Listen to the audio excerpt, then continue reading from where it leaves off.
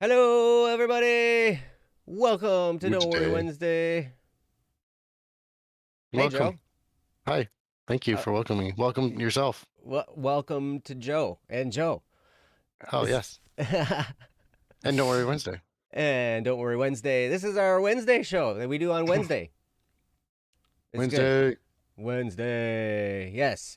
Wednesdays are awesome. Yes. Hello, Mirai. And Kat, yes, you're seeing Double Joe. It's the Double Joe. It's the double cup of Joe. Yeah. Also, if Mm-hmm. the double vision lasts more than 2 hours, you may want to see a optometrist. Yes, that would be helpful. For sure. Well, anyway, welcome, you guys. Welcome to Don't Worry Wednesday. This is a show that's all about you guys and the stuff that's going on in your lives, any challenges or issues or if you have any kind of topic you'd like us to talk about. We've talked about just about everything on this show, from relationship things to personal stuff to depression and anxiety and trouble with parents and teachers and bosses and, policemen and attorneys and ex spouses and all kinds of stuff. Joe, you stopped nodding there for a second. Yeah. Yeah, I only agree with things that I've talked about, man. You've been here a little bit longer than me. Like, you like talking about all these things. I didn't talk about all those things. Yeah, that's true. Right on. I've also talked about, like, school and stress and Mm-hmm. busyness related to school or jobs. Yeah, Absolutely, yeah. absolutely. And Oh. I realize for a lot of you, it's probably finals week right now. So if you're, uh-huh. So if you're here and it's Enjoy that. finals week, we appreciate you. We appreciate you if it's not finals week for you as well. But good luck with everything. And Christmas is just around the corner. It's going to be an exciting time. It's the holidays. Everything's crazy, but we're still here and we plan on still being here every Wednesday. Um, so yeah, we love to have you join us. But yeah, we are not professional therapists. We're not professional counselors. We're not psychologists or psychiatrists or anything like that. We just want to be your friend. We want to help. We want to offer some love and encouragement and maybe some perspective as you go through whatever challenges or situations you might be going through. Just to kind of walk along with you for this short bit of time that we have, because we love you guys and we know that life can be really, really tough sometimes. Sometimes it can be really awesome. And we love hearing about awesome stuff as well. But sometimes life can be really tough and the struggle is real. And so we just appreciate you guys so much for being here. So yeah, welcome everyone in the chat. How are you guys doing? How are you doing, Joe? You doing? I'm good. What about you? Oh, just amazing. You wouldn't even believe it. We now have a ceiling in Ryan's room. We put up a ceiling today. Ooh. Yeah. That's pretty Like, amazing. mm-hmm. We're building Ryan a living space. It's not, I mean, we do want to contain him to some degree. Yeah, it's Make sure he important. doesn't Yes. get out. Um, so we're like, hey, come live here. Come live in this little place we gave you. But Ryan, Ryan is Like we not with caught it. us. Ryan's actually out of the country right now, and Joe is so gracious to join us. Also with us is Princess. She keeps the show on track. She keeps us moving in the right direction. All of your topics, she catalogs them and categorizes them and gets them in order for us and reads them out loud and summarizes them and does all this. I mean, she is just amazing. All the stuff she does behind the scenes for us. And I may or may not be putting her on camera or on the screen, because she's absolutely lovely. So everybody say hi to Princess. Hi, Hi, everyone. princess. Hey, Princess. Uh, awesome. So, yes, and thank you, Princess. If you have a topic you would like us to talk about, you can go to don'tworrywednesday.com. You can click the submit a topic button, and we would be happy to do your topic. And yeah, Mhm. like I said, we will talk about just about everything. So welcome. Welcome, Yeah. EZ. Welcome, Saule, Kat, Virus, Ash, Mirai, Maze. All of you. Wow, we've got quite a few people with us already, and we're just getting started. So, what do you say we get into our first topic, Joe? I like it. Yeah, Joe is actually really awesome. He's a teacher. You just talked about how you didn't like bad teachers, and now you're letting them know that one's on the show Bad or teachers. something. You But you're help not a people with bad bad teacher, teachers. though. Oh shoot! I outed myself. So that's the Never thing. mind. You're a good one, right? Oh, okay. Yeah, sure. So you're safe. Safe. But yes, awesome. And so, yep. Or if you want, you can always reach out to us on Discord. We'd be happy to hear from you there. But yeah, we'll go ahead and jump into our first topic. Our first topic today comes from Citrus. This is called Christmas gift ideas. And yep, Christmas is fast approaching. So we will do this topic. And oh, let me get everything all together here so I can make sure I do everything right. And okie dokie. And hopefully this will work. Let's see. Is it gonna work for me? Is it gonna work for me? It's not working for me. And we'll keep you in our prayers, Maze, for your oral surgery next week to take out all your teeth. Ooh, yeah, that sounds like no fun at all. But good luck. Oh my gosh, I had my Mhm. wisdom teeth taken out. There was like 4 of them. And that was it. Um, but all right, I'm experiencing some technical issues here. Hold on a second. Let me. I will stall with jokes. Shoot, Okay. I ran out of jokes, guys. That was fast. Too bad. Man, good one. Why'd the chicken cross the road? Why? To reach the other side? Oh, to reach Oh, the we other got the side. quick ones. Ooh. So Ooh. fast. Awesome. All right. Well, I got everything fixed up now, so we should be good. So what I'm going to do Perfect. is I will get this topic up on the screen so you guys can Excellent. Excellent. Nice. Low tier jokes here. Sorry, folks. Right on. So I'll get this up on the screen so you guys can read along while Princess reads it aloud. So, Princess, whenever you're ready. Christmas is around the corner. Though we are having a cleaning party, those that are not Catholic can come with us. I'm thinking a gift for her, the girl I've grown to like. Safe to say we're distant acquaintances, can't muster up the courage to talk and all. It's tradition for our classes to do an exchange gift during a party with random classmates. But sadly, I didn't get her. But that won't stop me. I need help thinking of a gift. I'm no creative man. But I find bought items to be subpar down handmade. Sadly, I'm a mutt but a writer, or at least I consider myself a writer. It's nothing but arranging words in whatever philosophical order, not to discount every author, just myself. Perhaps next year I will get the courage to be closer to her. After all, I'm getting signals from her, or maybe I'm overthinking it. But yeah, just need ideas for a gift. Thank you, and sadly, I've not been well myself, but it's fine to not be fine. From Citrus. Well, thank you so much for the topic, Citrus. Um, yeah, and you're right. It is fine to not be fine at times. It's okay. And hopefully we can help you out a little bit with this. I also enjoy doing handmade gifts and stuff like that because, honestly, I don't always have a lot of money to spend on Christmas gifts. And but a lot of sentiment and wonderful things can happen when you actually create something, write something, make something to give to someone as a gift. And it really does speak from the heart. It's been said that it's the thought that counts. Not necessarily whatever material good it is that you give to somebody, but the thought and the preparation and everything that you put into it. And I find that to be literally true in a lot of cases.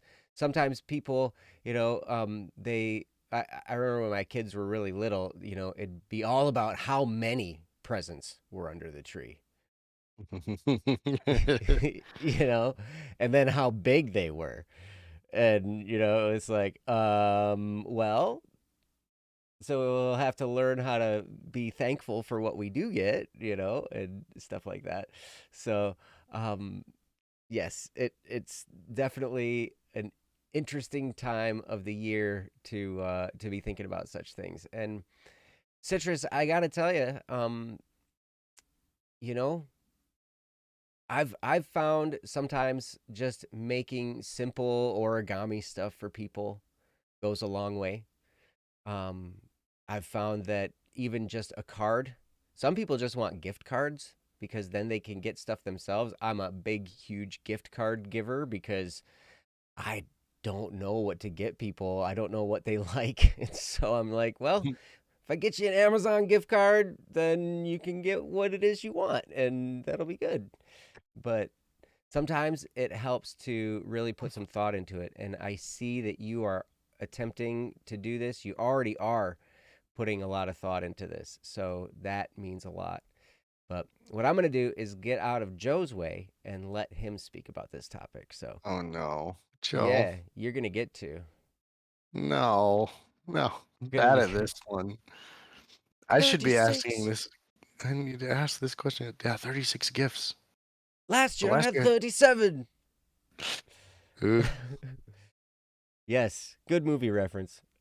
it's a movie. What movie is that from? Harry Harry Potter. Potter. What? First Harry Potter movie. Yeah, the first Harry Potter.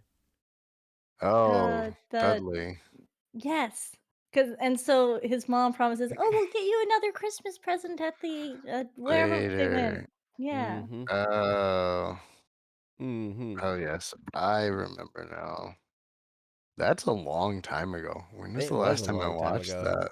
I'm It not. came out. The I don't book know came when the out in last time. 2000. No, the book came out in 19. The first one was Philosopher's Stone, right? Yeah, that came Yes. out a long time ago. I'm old, you guys.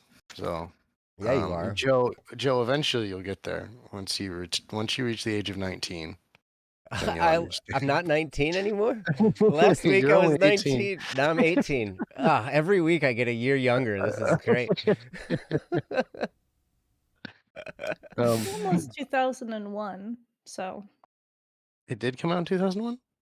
the movie for Harry Potter and the Sorcerer's Oh, Stone. the movie. I meant the book. But yeah, the movie came out in 2001, Mm. which was Book is only 1997. okay. There we go. That was only 21 years ago now, which is older than about half of the people in the chat. Mm. And that's okay. Oh man, every time I reference things that happen to my students these days, it's so weird. Yeah. Yeah, you remember when? No, we don't. We weren't alive. I'm like, oh no, this is what it means to be old, guys. This is what it means. Well, Yeah. Lord of the Rings is better anyway. Oof. Get roasted. I would agree with But you, Pilot. yeah, I completely agree too. But Yes. I guess that's not what this show is about. Even though it's fun to talk about. I would disagree because I haven't watched Lord of the Rings. Oh, well then you come Wow, from a you have a position of ignorance then is the thing. yeah. I'll stand on that hill. You're Yeah. gonna learn soon enough, and then you'll accept the true position. I don't think so. Harry Potter was one of those staples as a kid. Yes, it Yeah. needed to be stapled to the wall and left there because it was that bad. Oof.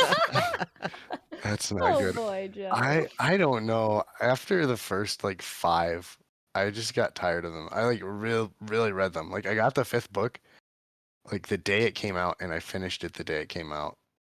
Like, I loved those books. And then the sixth and seventh one came out, and it took me like 2 years. I don't think I ever finished reading the seventh one. I waited for the movie. That's how Wow. bad it got. Yeah. So you actually read the books then? Yeah.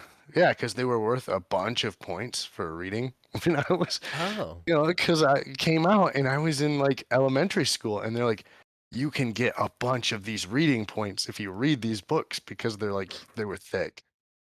I'm like, yes, free AR, like accelerated reader reading points. Like, I can get a toy if I read this one. Like, why not? And they're not hard to read, so I did it. But Nice. then I got to the end, and I'm like, oh, I'm old now. And if I'm gonna read, I actually want to enjoy it, and it doesn't. It's not there anymore. Like the wonder that was in the first few, like Mhm. kind of elapses into the sixth and seventh one. It Like gets kind of dark. Once yeah, it gets dark, that's where I didn't, because I was too dark for me as a kid. yeah. Mhm. So, but my mom actually would read it to us, like or at least to my sister as a bedtime story, and so I would, join in Mhm. until it got too dark. Then I was like, nope. But anyways, we have digressed. That's Wow. all right. We digress all kinds of all over the place sometimes, and it's fun. Make sure to But clean up the digression. yes, and there is a dispute in the chat. Psychic says now you have to watch Lord of the Rings TV show and all 6 movies in one sitting. Easy says there's only 3 movies. Yes, that's true. There are only 3 Lord of the Rings movies, but there are also 3 Hobbit movies which tie in just before the Lord of the Rings trilogy. I think I've And seen the second of the 3 Hobbit movies. the second Not one. the first one and not the third one, but a friend, Wow. was like, "Go with it. Wow. You wanna go to the movies?" I was like, "Sure, we're going to go see the second one." "Okay." Wow. That was your So introduction to Lord of the Rings. wow. No wonder you've been a disservice. Wow. Oh my That's all right. word. But hey, our topic is about Christmas gifts. And, these are all great Christmas gifts, movies and all that kind of stuff. I mean, taking people to the movies, buying people movies. But anyway, I'm going to get out of your way And now, it Joe. Oh, really sorry, helps to Princess. know what the person likes. I'm sorry if I'm, like, kidnap this. I'm a generally good gift giver, so, I mean, if you wanna go, Joe, I don't wanna take your Go spotlight for it. It either. sounds like you're ready. And I am terrible at gift giving, so go for it. Yeah, I Yeah, mean, Princess, a you want to lot take of it? it helps to know if you know a little bit about the person, like what colors they might like or prefer, any sort of like little things. Maybe they have a favorite animal that's super obvious or other things like that. Some sort of subject they like. If not, it helps to know if they have any food allergies, because another great gift you can give is like a little bag of cookies. You know? Those can be as simple as, like, peanut butter cookies or as complicated as sugar cookies, but you probably will just stick with something simple, which could even just be chocolate chip. Most people love chocolate chip cookies, so that's another option. Um, again, Citrus, you mentioned you're a writer. That can be a lovely gift. You can do poems, and especially if you do a poem plus you have it wrapped up in some sort of cool animal thing that they take it apart and then it's a note. That's really cute. At least I think so. Mm-hmm. Um, flowers are good. You can also do origami of their favorite animal, any sort of things they like. You could pick a color that they might like if you know what their favorite color is again. Um, there's some other things you can make, but they generally take more time, such as like a hat or a scarf or, a coaster or things like that. Which is better when you know the person too, but um, they also take more time and again skill. So I'm trying to think of Mm, things that don't take too much skill to actually be able to, make. mm, Um, but yeah, I mean, depending, you could also, there's some places that have pottery places where you could like draw something that's like a mug, or you could get them a mug if they, they like to drink that, or a water bottle. That could be really cool, or like a cup thing that has a straw for people that like those. Um, if they bring their own lunch a lot, you could bring some sort of cool thing related to that. Wouldn't have to be like a lunch bag, but maybe like, you know, a napkin or something that's like a cool design or something. That might be a little weird though. I know some people that would like that though. But Mm-hmm. there's some other arts and craftsy sorts of things that you could probably do a quick Google search on of like cool Christmas arts and crafts. Um, Are you which I doing a may or may Google not be search now? Googling. Yeah. Because Awesome. it's, and then there's all sorts of different ideas of cute things. Like you could use like there's like the paper plate trees, other sorts of trees. Again, if you have like candy canes or that like that sort of like candy or treats, you can also then make something that's a cool design and then have that with a note on the back.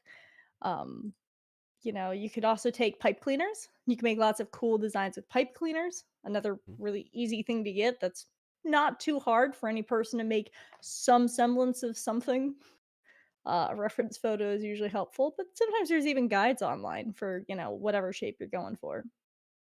Um, but yeah, I think that's kind of where my list of ideas kind of ends. But Hmm. um, I hope it was at least somewhat helpful of some ideas of things you can do. Because again, you can make a lot of stuff. Mm-hmm. But some of it's kind of figuring out what do you think this person would like, you know?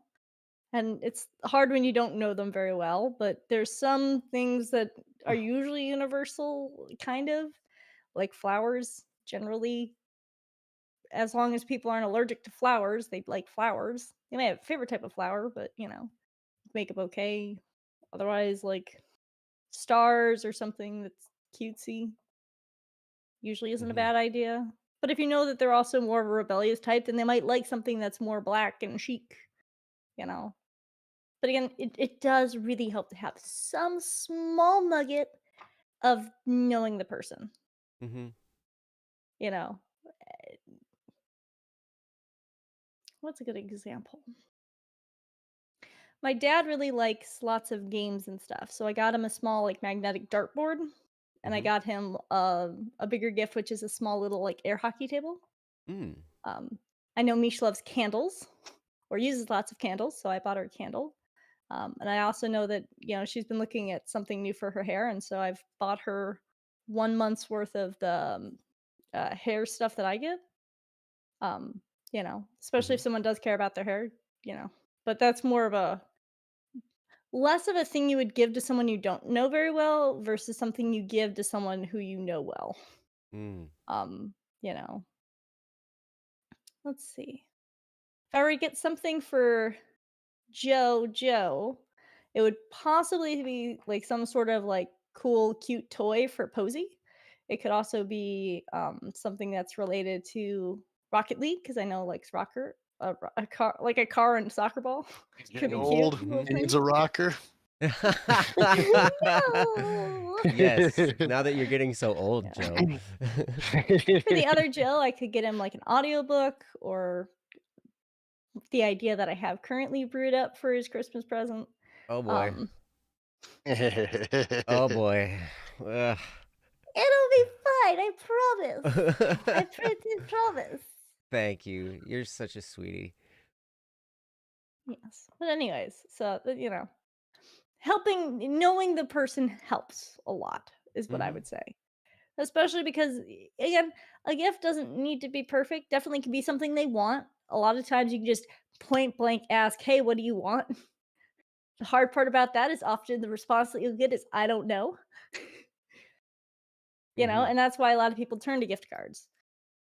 And gift cards can be really good, especially if you don't know a person well, right? Mm-hmm. Because again, it gives that person a wide variety of options, but it's really unpersonal, is what I'm gonna say. Which again, it's understandable, and then sometimes it's not. Sometimes if it's a specific gift card of like, "Hey, I know you really like to shop Sephora makeup. Here's a Sephora gift card." "Oh my gosh, thank you so much." Or like, "Hey, I know whatever." But if you're like, "Here's an Amazon gift card." It's kind of like, "Thanks. You didn't really put much thought into or you really didn't, there wasn't really a lot of brain processing of what do I think this person would this person be like surprised by?" And some people don't like surprises. Some people are anti-surprise.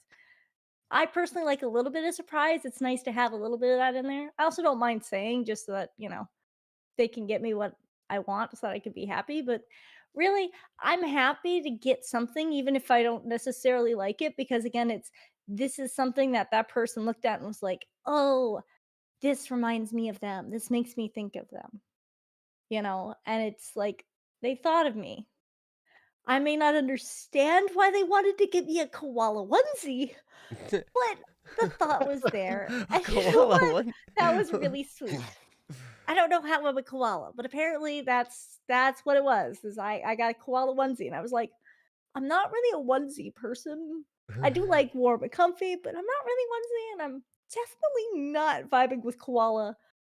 But nevertheless, it was like, well, this person looked at that and thought of me. And you know what? That's truly the sweetest gift of all Mm-hmm. to me, anyway. So now I'm That going they're to turn it back thinking of over to the you. Joes. Awesome. Well, thank you, Princess, for Wow. your input. And you totally like that carried this topic, to be quite honest. We can just be done. You can tell where the what gender here is significantly better at this than the other, but Yeah, there's truth in that, I think. Um, But I've seen some of the opposite too. It really depends. I think it might be slightly personality based. yep, yep, and a love yeah. language base too. I mean, gift giving Yeah. is one of the 5 love languages, and that was like I think my last of the 5 when I took the test. Was like I did not know what to get, and part of it was for a long time I was in a relationship with a person who basically didn't like anything I got for her.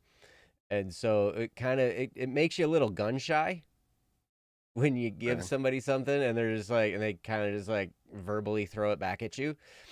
And so you're like, okay, now apparently I'm terrible at getting gifts for people. So all right, why try?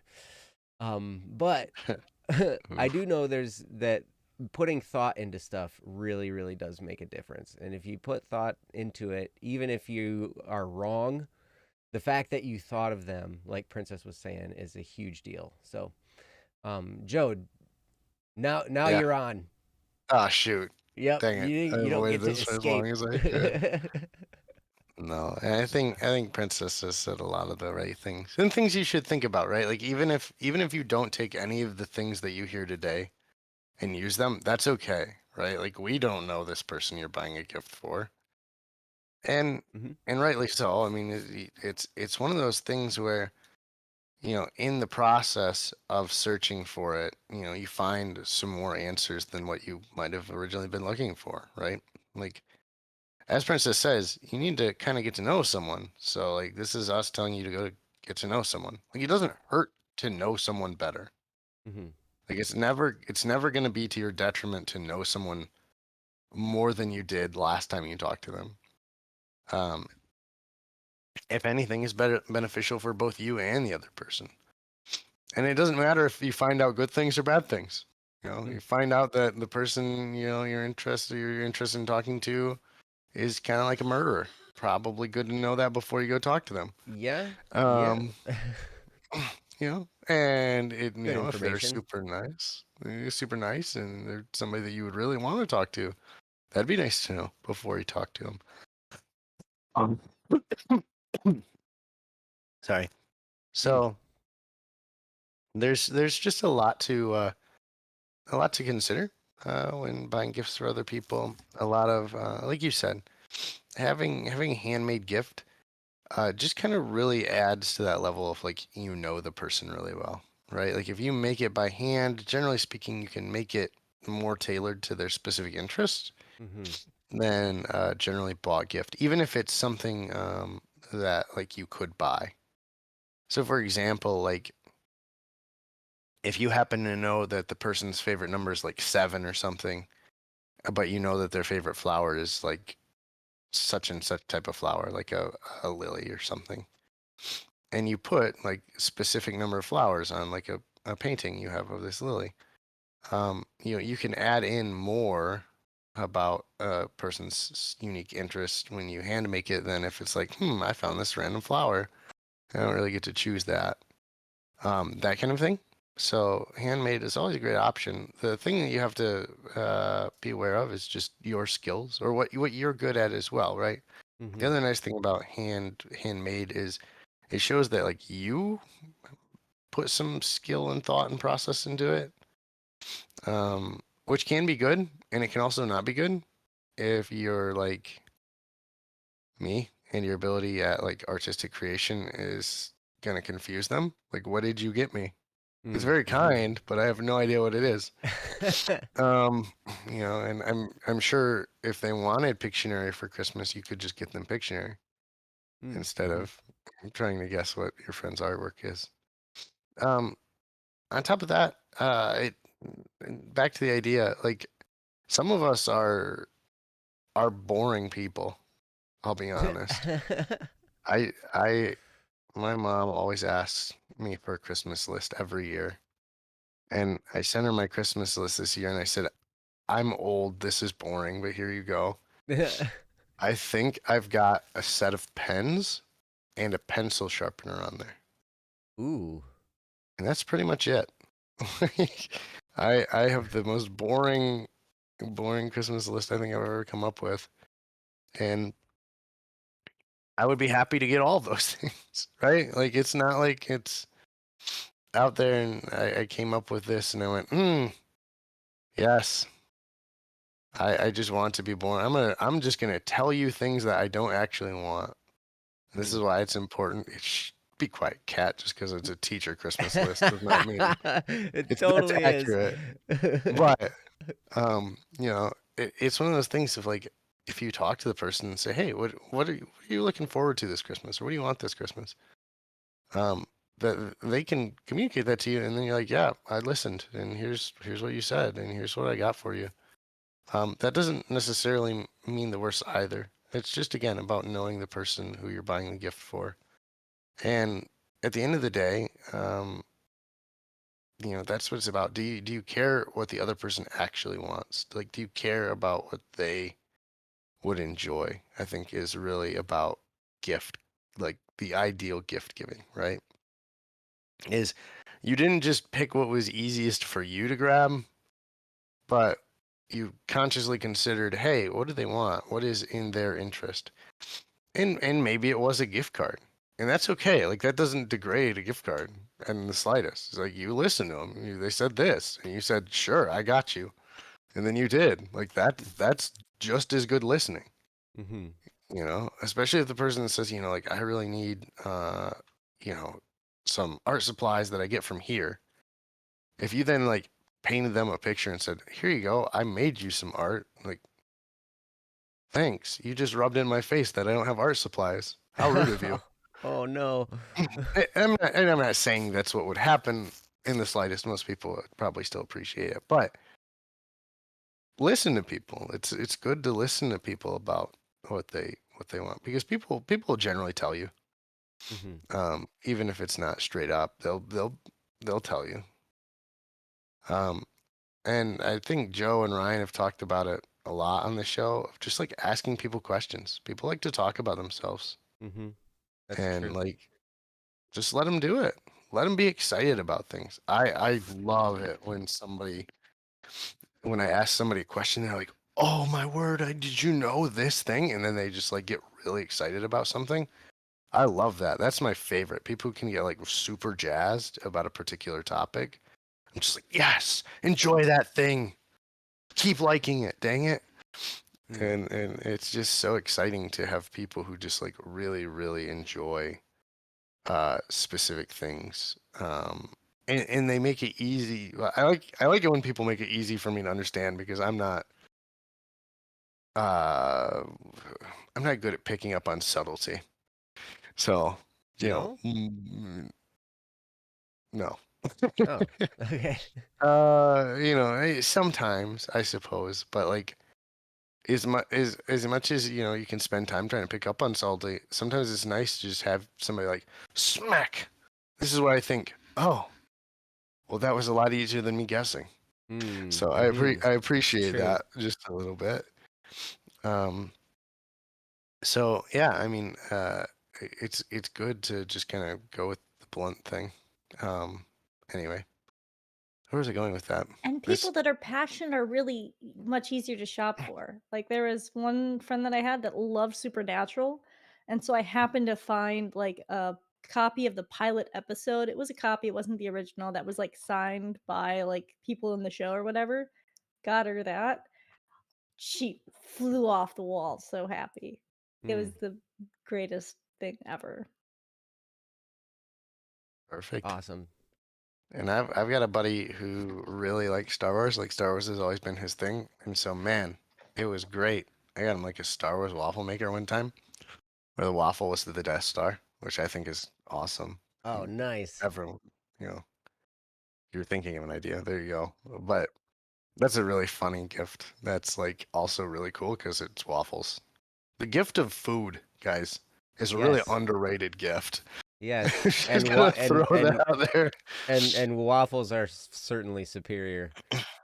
A superior gift. Joe, Joe, how dare you? When you said that, I was Yes, gonna say Salwe. it. Salwe knows the No, truth. wrong. Yes. Yep, Wrong. it's 2-on-1 here, so.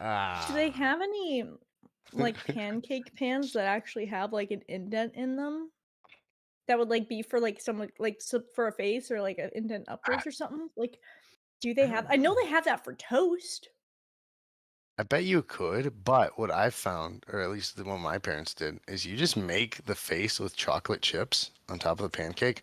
Oh, Ah. so good. Adds more fun. So what you can do is, at least my dad did, is the easiest ones are the Mickey Mouse because it's just two ears and like a big pan. It's like three pancakes in one pancake Hmm. that you just flip over. The other one is the snowman. You just have a little pancake, a medium-sized pancake, and a big pancake. Is the snowman pancake. Super easy to do, and then you put like a face on it and buttons down the middle. Super easy Mm-hmm. and also like really delicious. So, also keep that in mind for those of you who want to enjoy some pancakes soon. Yes. If pancakes are enjoyable to you, absolutely. Pancakes are enjoyable to everyone. Joe, how dare you? Actually, you're right. They are enjoyable. I don't know. But yeah, I mean, food. Like, Joe, we've talked about food a lot. We have. Food is What good. is it? So yeah, get somebody some food. Mm-hmm. Chocolate Also, works.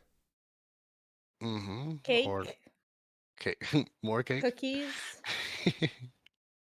Well, like, you could even do, like, a carrot cake or something that's or even, like, bread, like muffins or something like that too. Mm-hmm. Mhm. Cupcakes. Yep. Also, A- really the All those best way things. to invite people over, bribe them with food,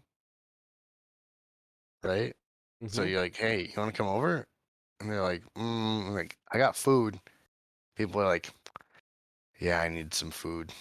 And you're like, exactly. Yeah. So just have food.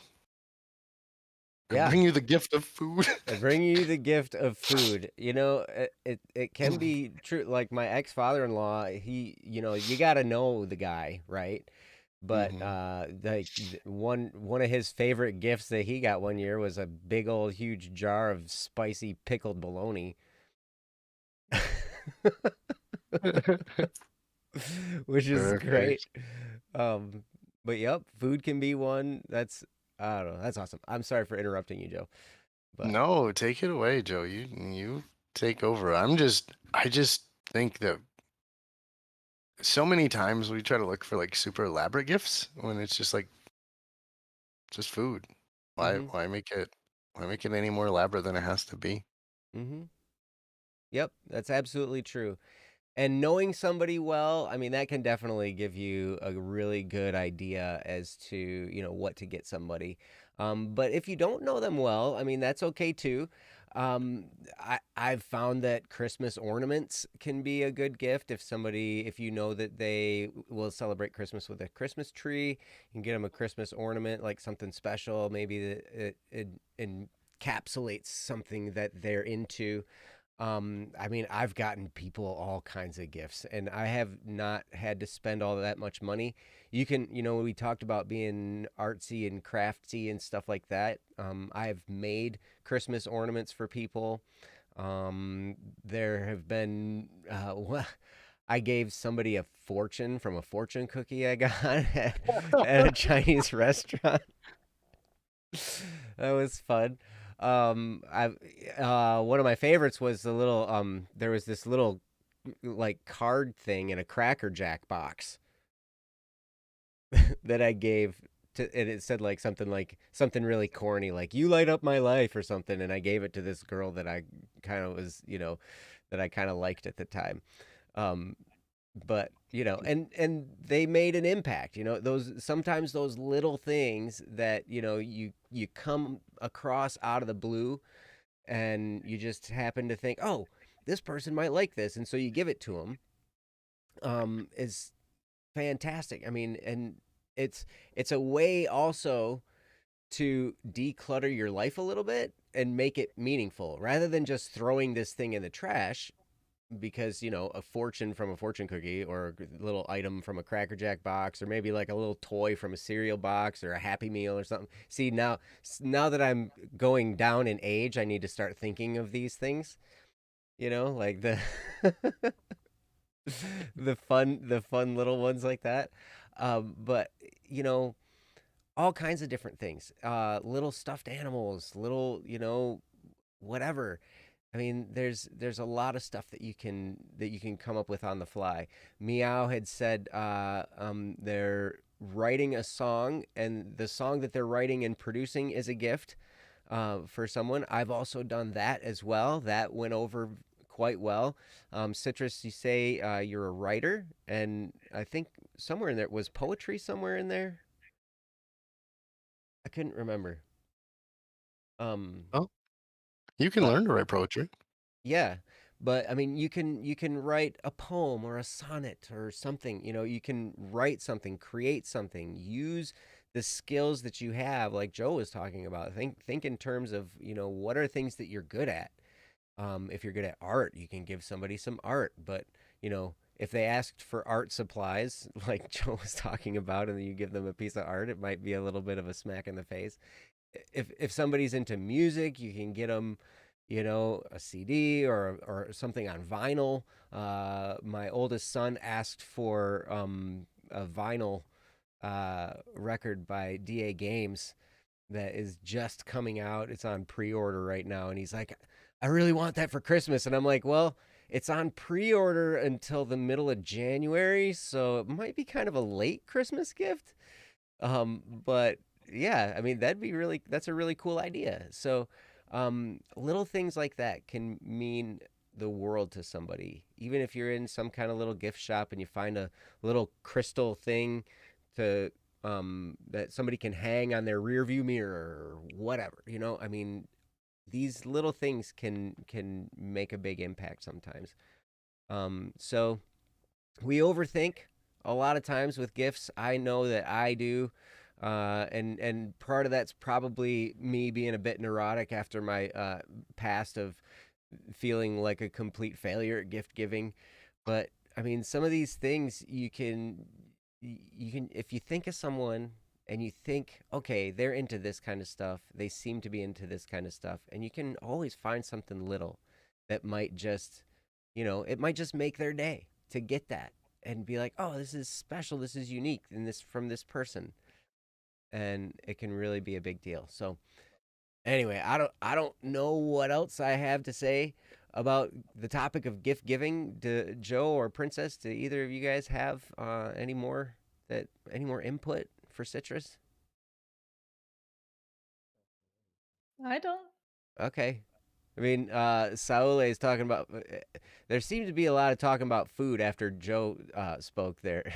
um, so Saule says, "I know a guy who got a pound of bacon for his birthday. It was wrapped in a cooler.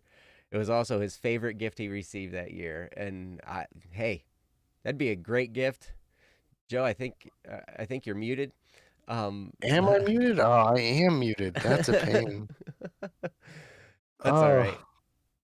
That's all Oh, right. What guys. did you All say right. before you unmuted yourself? Oh, well, I was gonna say, man, if I got a pound of bacon, that'd be great. I'd be Yeah, so jazzed. yeah. Pound of bacon. Be awesome. But Right? anyway, citrus. Hopefully, some of that's helpful for you. Hopefully, we were able to give you a little bit of some ideas. Um, Mm. so Jono says for Christmas you're going to be getting books. Books are a great gift. If they're a reader. If someone's not a reader, they probably aren't going to be into books. But oh, nice. I don't know how to pronounce Vladimir Nabokov. And so Under- Brandon Sanderson, I can pronounce Brandon Sanderson's. Yeah. So books are great. Audiobooks can be great. All that. I mean, you should go and read the chat. There's some great input also from our folks in the chat. And hopefully some of that can steer you in the right direction. But anyway, thank you, Citrus, so much for the topic, and I hope that you can start to feel a little bit more fine. But as you said at the end, it is fine to not be fine sometimes, and sometimes we go through stuff. And maybe some of the stuff we said was an encouragement to you to maybe help you think outside of what the situation looks like for you right now and think more in terms of, okay, I really enjoy this person. Like, what can I do that they would like? What can I do that would be something nice for them? And that I'll think, a lot of times it automatically makes us feel better when we're thinking of someone else and we're thinking of what can we give to them. Maybe they're going through something and you can give them, some kind of encouraging card or something. I mean, there's a lot of things that could be really great gifts. So, Citrus, my best wishes and best of luck to you, and I hope that you figure it out, and let us know. Let us know what you decided, and all that, and how it went. We'd love to hear about it. So anyway, Yeah. thank you. Thank you. Awesome. So yeah, well let's move on to the next topic. If we've I'm sure we have a next topic. Next topic. Um Next topic. When in doubt, And we always are good at making things up, guys. So we might never. For all you guys know, we make up topics and then make up people and then share them with. we might. And then we have like 3 chats open, and so we're chatting with ourselves and with you guys, different YouTube accounts. We don't do that, by the way. But it would be No. funny if we did. Yeah, it would.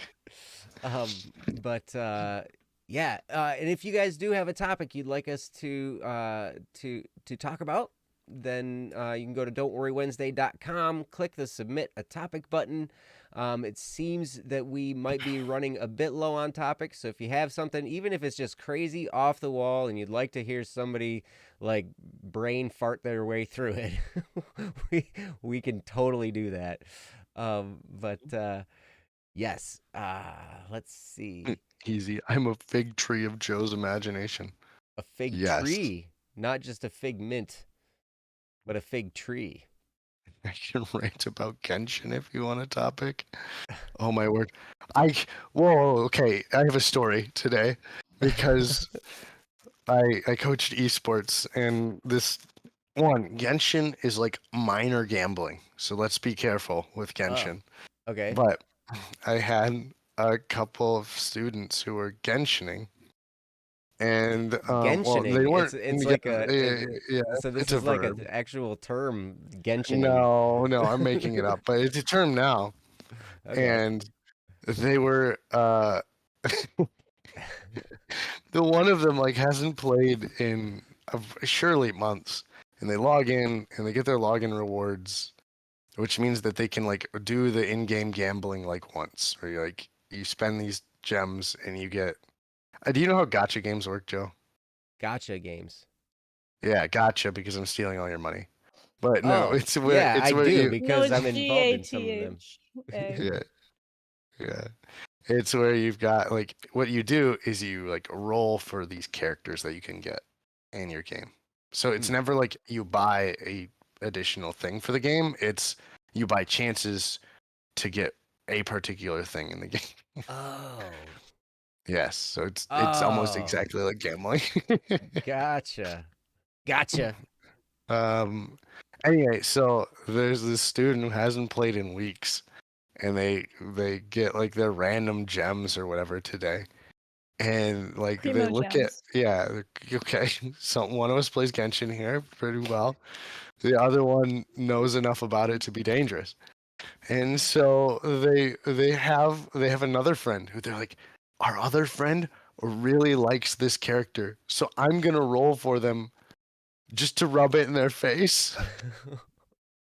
And mind you, like the chances of like actually getting like these 5-star characters is like 1% or something. It's tiny, absolutely tiny. And sure enough, the kid rolls for the character the other person wants first try with the limited things that they have. And then just makes fun of the other student for it for the like rest of the hour. It Oh was no. absolutely hilarious, and also something you should never do to anyone else at all. But anyway, that's my Genshin story for today. Somebody won the Genshin lottery in Wow. in esports today, and I was astounded, absolutely astounded.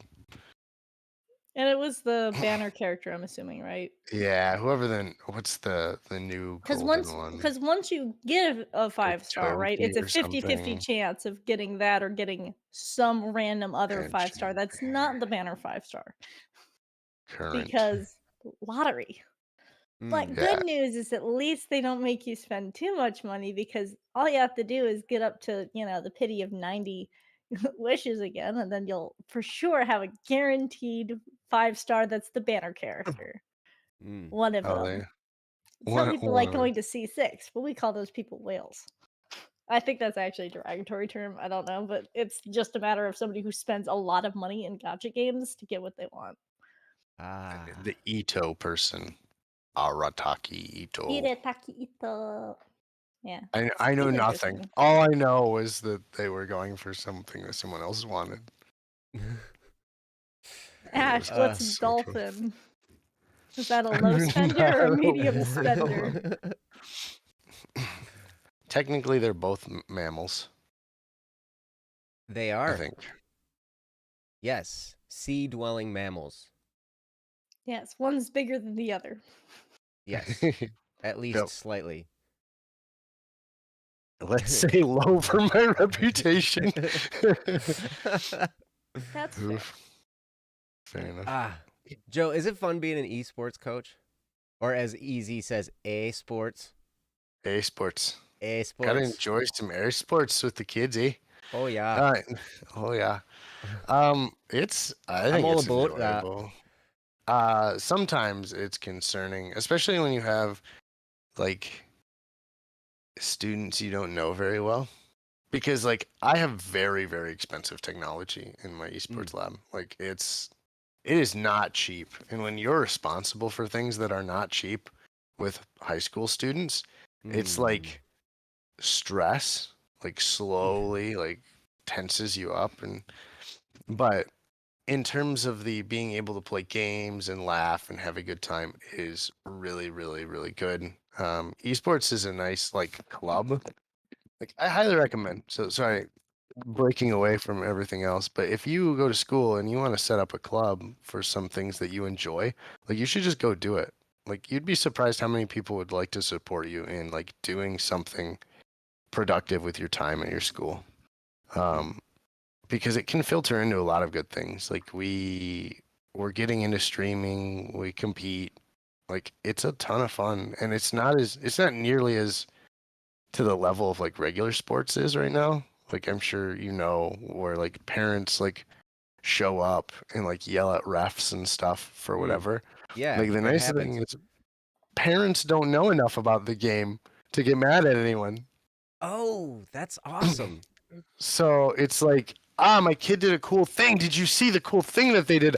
I don't understand it at all, but I guess it was cool. And then if their kid gets like loses, it's not like there's a ref. It just oh, the other person played better. Like there's nothing you. It's a video game. Like there's the computer calculated that thing that they did wrong. Like they can't even like put a conclusive argument on that. So I don't know. Every parent I've talked to at an esports event is like, oh, this is great. This is super fun. I wish we would have had this when I was a kid.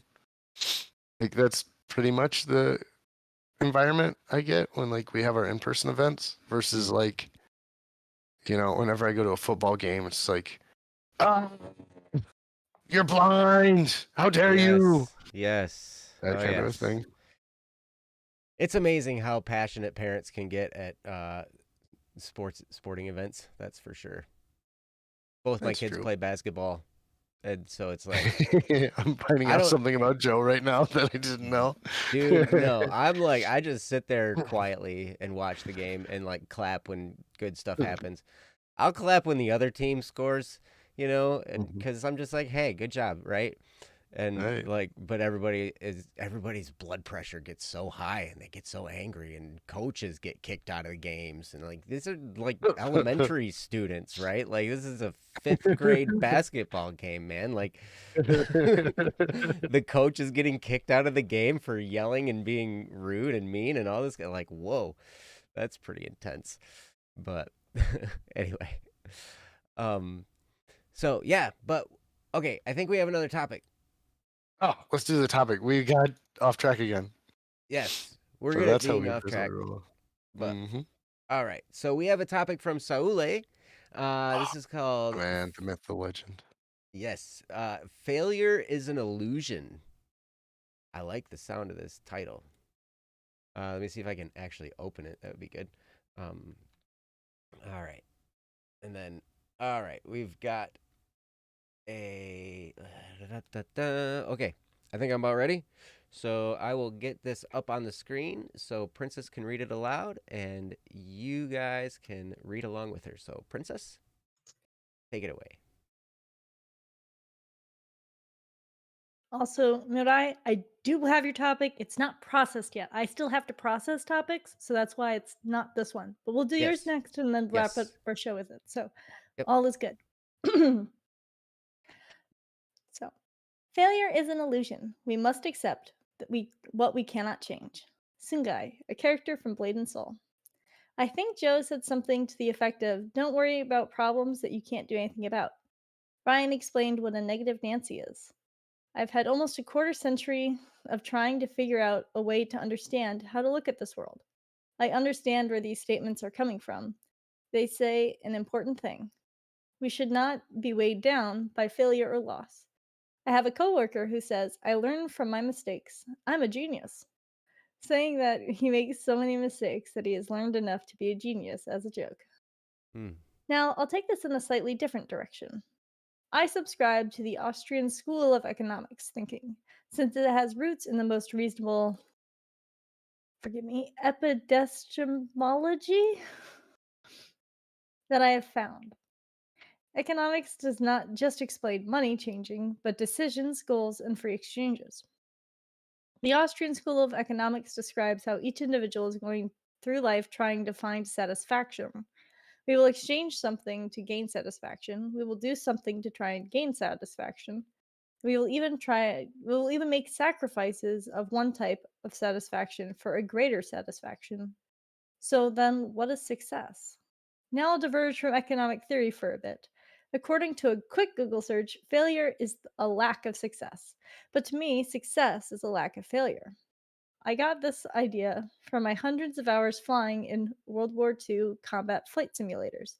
When two pilots are going toe to toe in a dogfight, the one that makes the worst combination of mistakes loses. Whoever flies less perfect will fail. It takes the pursuit of perfection to win. Therefore, you can't win, you can only cause yourself to lose. Success is a given if only you can avoid failing. Failing sacrifices satisfaction with no sight of gaining more back. Another angle. God is perfect. He created us as images of Him. We are designed to gain satisfaction from worshiping and glorifying God. We are also imperfect, but designed to be capable of pursuing perfection. God is the benchmark that we strive to reach, even if it's impossible. But even if we cannot achieve perfection, at least not in this life, we still have the human need to strive for it. Racers of all forms strive to complete the course, as in the close to a perfect 0 units of time. People in judged competitions strive for the perfect score, even if Simon Cowell makes that impossible. Hmm. Perfection is the benchmark. Failure is human. Success is found in getting as close to perfection as possible. But since nothing is perfect, we always have to choose what problems we are willing to deal with. So, what is a good thing? What is a positive? A good thing is lacking the possible bad in that area. I look at the negatives because that's wherein I see the true values shine. There might be a little dash in front of every number, but I know that the closer I get to 0, the higher the number is, and the brighter it shines, the more satisfaction that it will yield. So we can't worry about the problems that we can't change. We must accept our failures, but they are blindingly clear and hard to ignore. Thank you for Mm. covering this. Sorry about the length of this one. From Saule. Wow. Yeah. Thank you, Saule. There was a lot in there. A lot of directions we could go on for sure. And I Mhm. like your perspective that yes, success. I like the idea that success is the lack of failure, but in the same sense, success the road to success is paved with failure. So in order to get to that point of being as close to perfect as possible and maybe, winning in a competition or succeeding in a certain area, whatever that might look like for you, the way to get there is to try and to fail and to try and to fail and to try and to fail and to try and try and keep trying and failing and failing and failing and continue on and go forward until finally you reach a point where you look back and you're like, oh my gosh, I remember when I started, I was so terrible at this. And now I'm actually holding my own with, some pretty good people. I know that I can do this fairly well. And in my mind, that can be success too.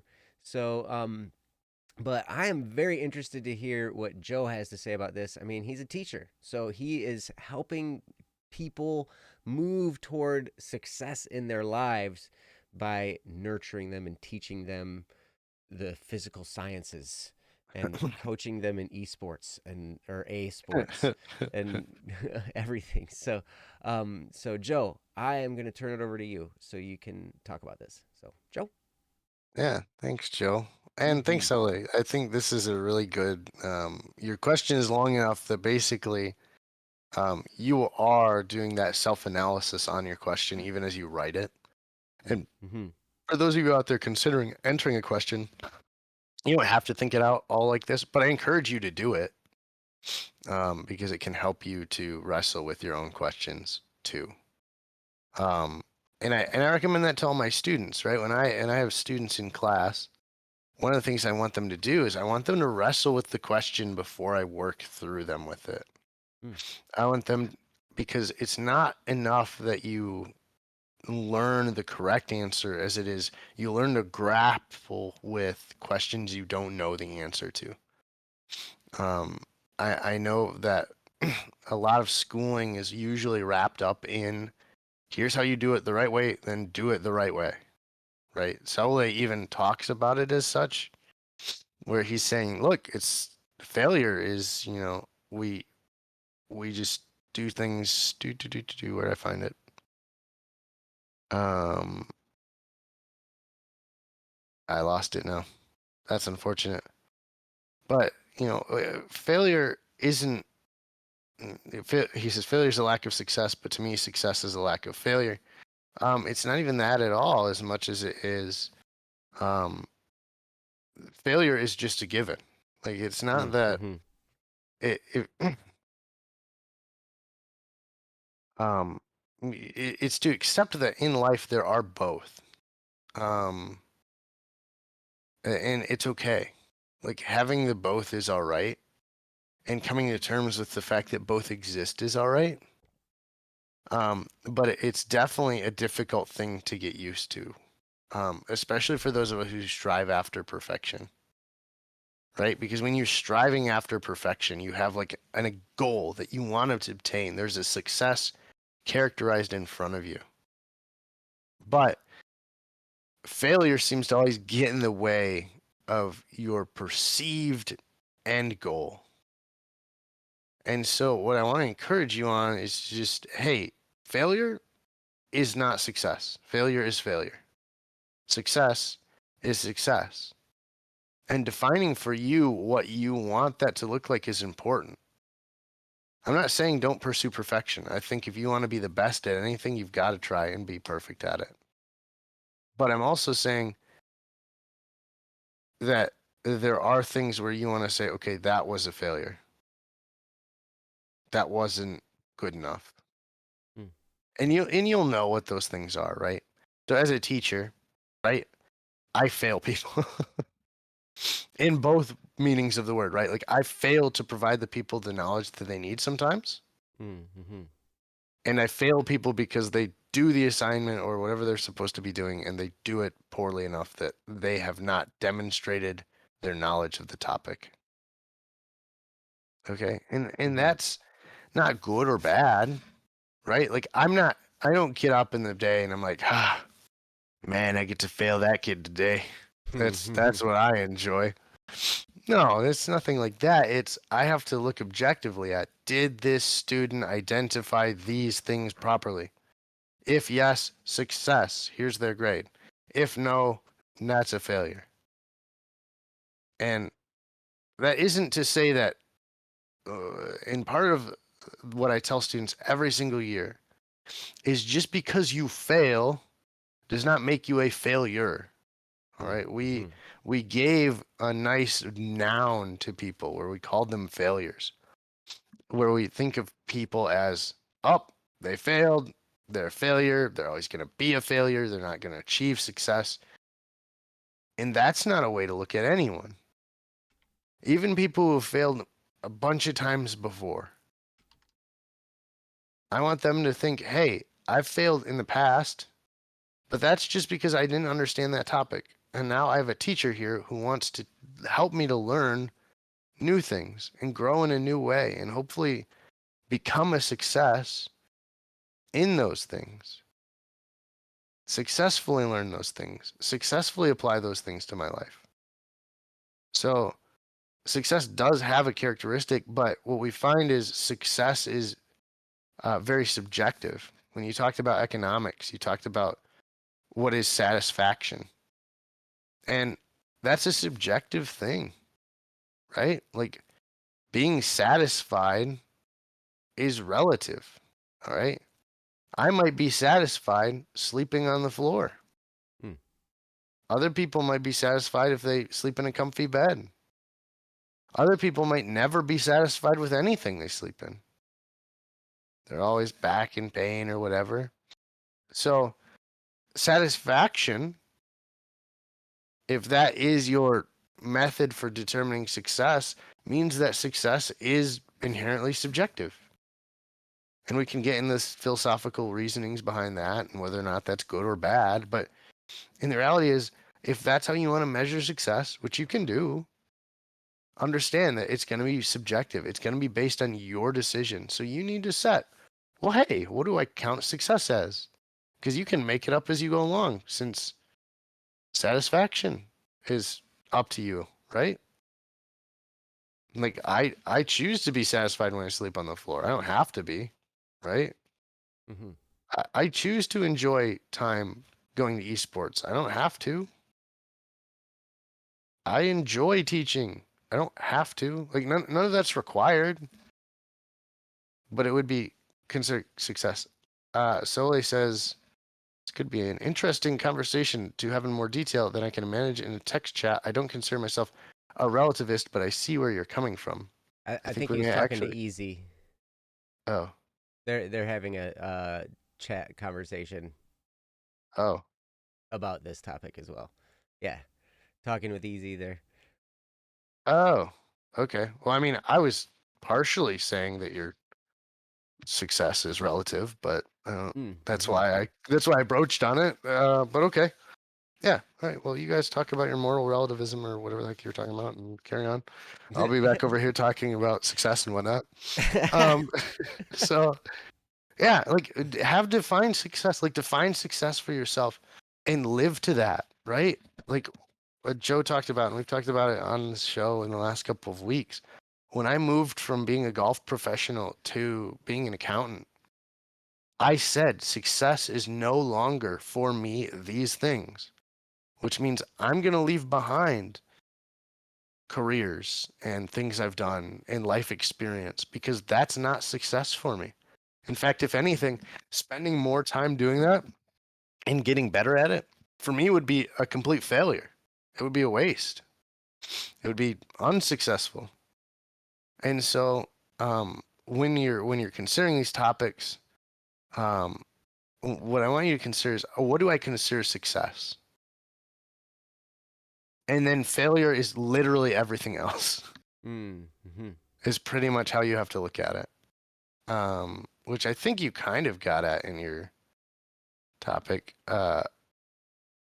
Except I'm saying it completely backwards. Failure is a lack of success, but to me, success is a lack of failure. Um, I would tend to think failure is just the lack of success, and the success is whatever you determine it to be. It's whatever you choose. You know, and you see this a lot in your own life. Like, what are the times you found most enjoyment in?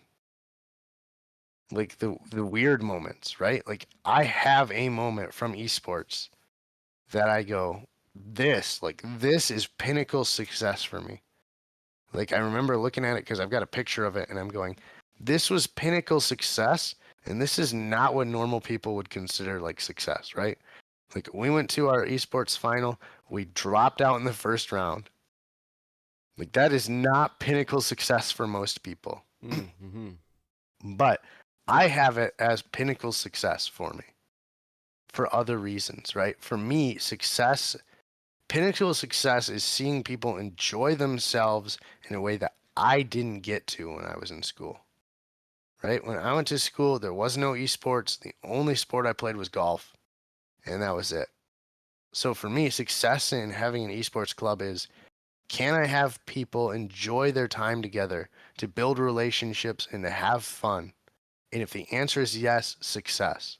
If the answer is no, failure, right? Like we could go out and win the tournament, but if people aren't enjoying that time, well, what the heck was it worth?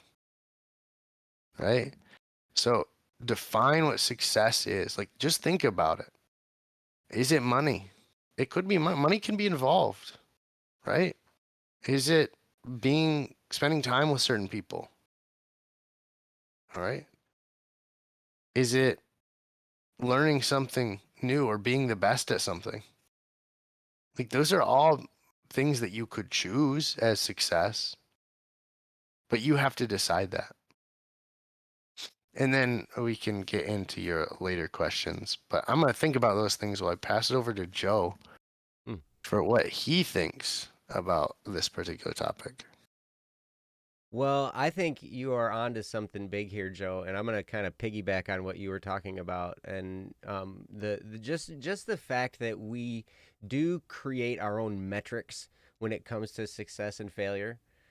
We do. I mean, it's really in our mind, and it can be where we're at in our lives. It can have what success means to us can be determined a little bit by maybe where we're at in our lives. I remember I have a couple stories that kind of illustrate this.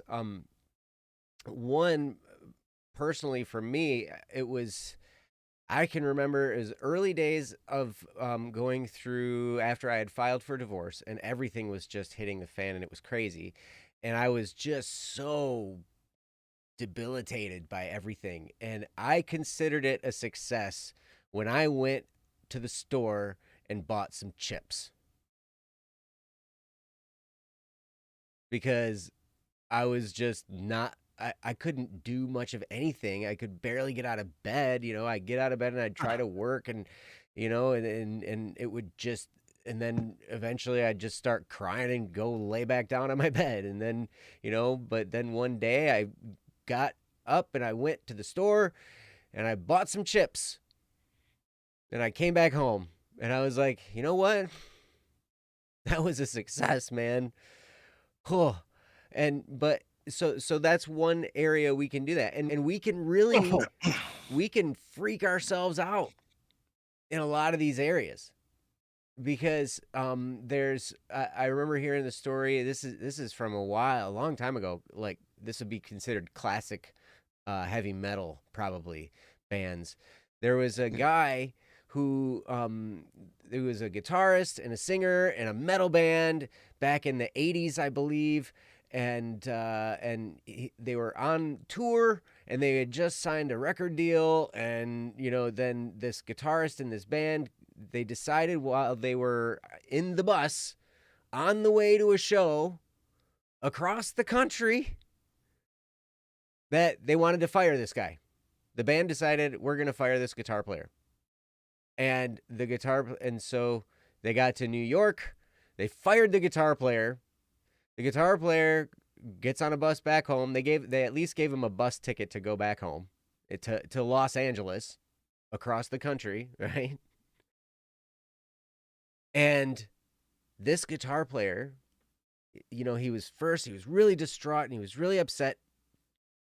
And he thought about it, and he's like, you know what?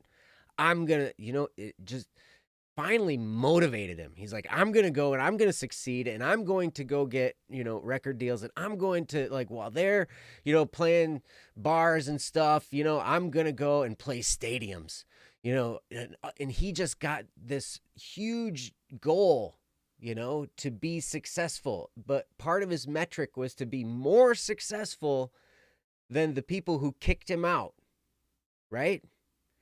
Now, that guitar player, his name was Dave Mustaine, and he founded the band Megadeth back in the 80s. And this was after he got kicked out of the band he was in.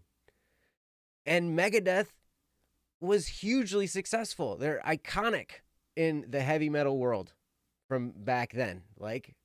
And it's very interesting, though, because unfortunately, he never realized his goal of beating the band that he got kicked out of, because the band he got kicked out of was Metallica, which is in one of probably the biggest metal icon bands of that era, right? And Megadeth was there with them, but never quite to that level, right? So even though he had a successful career in music, even though he was touring the world and released tons of albums and made lots of money and had a successful career as a musician, he considered it failure because he never was able to eclipse the success of the band that he got kicked out of.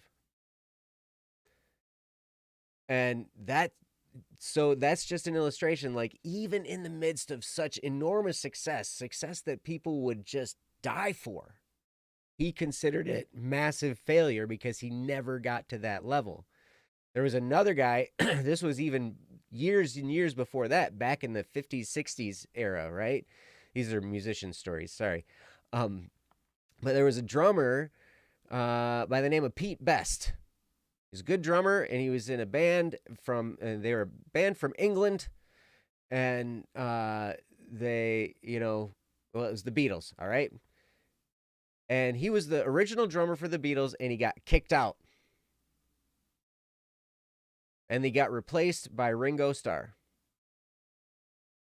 And he, of course, also was very distraught, very saddened by this, and it was without warning and without apparently cause. They just decided they didn't want him in the band anymore, and so they kicked him out. And so he went home, and his perspective was completely different. Of course he was upset. Of course he was sad. Of course he was distraught that he got kicked out. And then the Beatles went to huge, huge fame and success. And Pete Best, he he did not achieve that level of success, but he found a wife, he got married, he had children, and he still was a career musician. And he played on numerous albums, and he was playing music well into his old age, and he was able to do it for the rest of his life. And he talked about in an interview, he talked about how that to him was success. He didn't have to have the trappings of all the fame and the glory and all that stuff, which can be really kind of like a prison for a lot of people. He's like, I had a very fulfilling life. I was able to do what I enjoy. I have a family that I love, and my life was fairly simple, but I still got to do what I enjoy doing, which was to play the drums. And so same situation, two totally different perspectives on success and failure. So I just wanted to I want to use those stories to illustrate you will set your own metrics when it comes to success and failure. If perfection is the only success in your mind, then you will fail constantly. Constantly. Because perfection is pretty much unattainable. In school, you can get a perfect grade, you can get a perfect score on a test. In martial arts, I've gotten a perfect score in my belt tests before. One time, I got a perfect score. But even still, I did not have a perfect.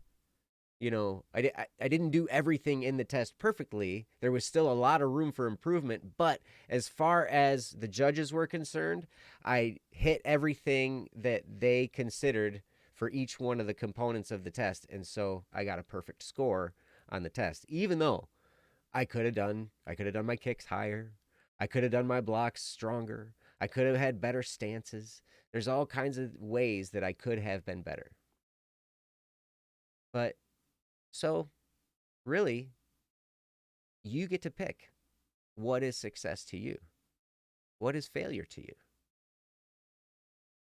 And I remember reading about that and hearing about that and reading some of these stories, and I'm like, man, that really does make a lot of sense. So, I don't know. Hopefully some of that makes sense. I'm going to turn it back over to Joe or Princess. Did you have anything to say about this topic?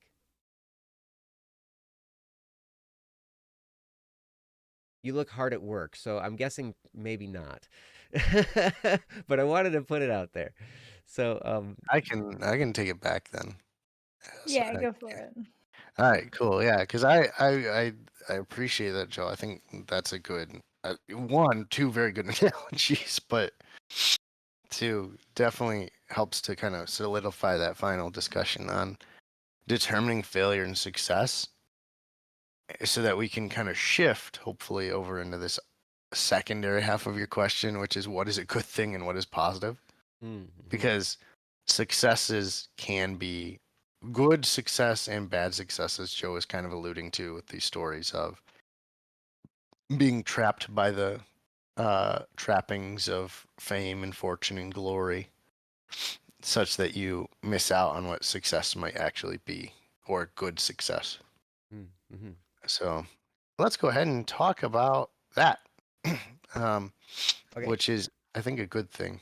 I think it's good that we talk about what's good, and not just what's not bad. It's funny. Sorry, I'm watching Easy and Saul have it out in the chat, which is super interesting and intriguing. Because they've had the same kind of idea of like, what is good? Well, Easy's like, well, good is just the absence of bad. And Sally's like, no, good is good. Bad is everything that's not good. And some would say that bad is simply the absence of good. Like darkness is the absence of light. Yeah, that was Saul's position. Mm-hmm. So, and I mean, like, that's part of it. Which is hilarious, yeah, because always like we're reversing the parts of the topic. We kind of are, but it's enjoyable to do it this way. At least I always start from, well, what's success, and can I achieve it? Like, because if you can't even achieve success, what does it matter if you go on? Like, who cares if it's good or bad if you can't achieve it anyway? Mm-hmm.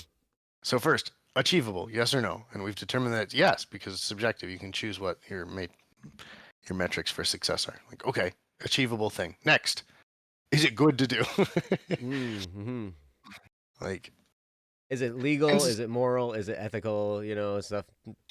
yeah, Uh, yeah. What is it? I think when I was doing driver's training or whatever, we actually had a good instructor, and the instructor was like, "All right, you need to ask yourselves in this order about what you should do. Is it safe? Is the first thing. Like, it doesn't matter if it's illegal or legal. If it's not safe, don't do it. Second thing, is it legal? That kind of a thing. So, it's really important to consider like the hierarchy, I think, in some levels. But good is success. What's a good thing? What's a positive? Like, what are those things? And you know, I think it's important to note that good things are generally good. Like, you know when you've done something good, right? So, for example, right, if you've gone out and you have baked a friend a cake for their birthday, right? Like, you don't need someone to tell you you did a good thing. You're pretty well like aware that, oh, look, I made this cake for my friend. I think that was a good thing to do. And you're right, probably was a good thing to do. And then there's bad things to do, like when you smack you smack somebody because you were upset with them. Like, probably shouldn't have done that. I think I could have handled that better. And the answer is, you're right. That was a bad thing to do. Easy's talking about it now, but he's like, hey, there are those things that dwell in the middle. And one of the things that that I think we like to talk about in this show, and hopefully we can impart upon you, is that there are good things. Like, you should always strive to do the better good things, right? Like, even if there is a gray area where it's like, well, this isn't really good or bad, it just is, right? Like doing your homework. Like, it just is a thing, right? Like, congratulations, you did your homework, you learned something. Um, that's not like inherently good or inherently bad. You just kind of did it. And while I might suggest that doing your homework is more of a good thing than a bad thing, it kind of falls into that middle ground, right? What are we talking about? So I mean, really, you just want to be thinking about, hey, I should strive to do the best things I can, right? Because at the end of the day, we only have so many days on the planet. And I think about these things because I'm old, and this is what happens when you get old. Yeah, you start But thinking about stuff like that. yeah, Man, I'm start glad thinking at the ripe old age of 18 today. yeah, Like, so you don't have to worry about it right now, Joe. man, I don't have to think about such things. But with the limited time that um that you have, like, you should strive to do the goodest things, which is totally a word. I'm a teacher. Do the goodest things.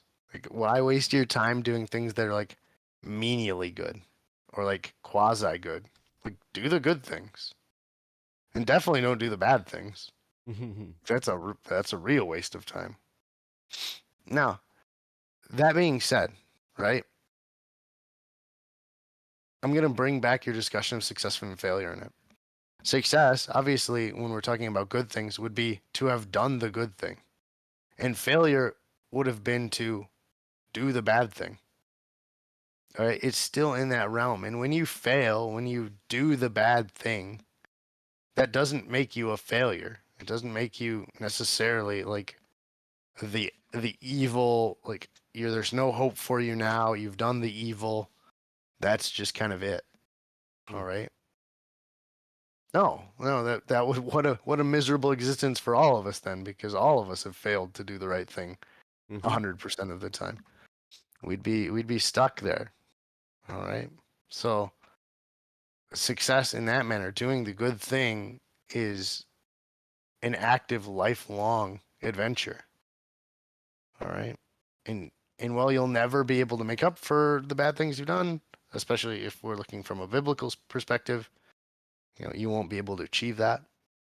Thankfully, you had somebody do that for you, namely Jesus.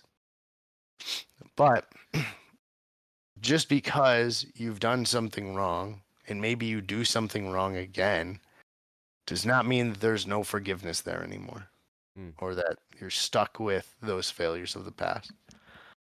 Now, are there some consequences that you're kind of left with because you've made those failures? Sure. Absolutely.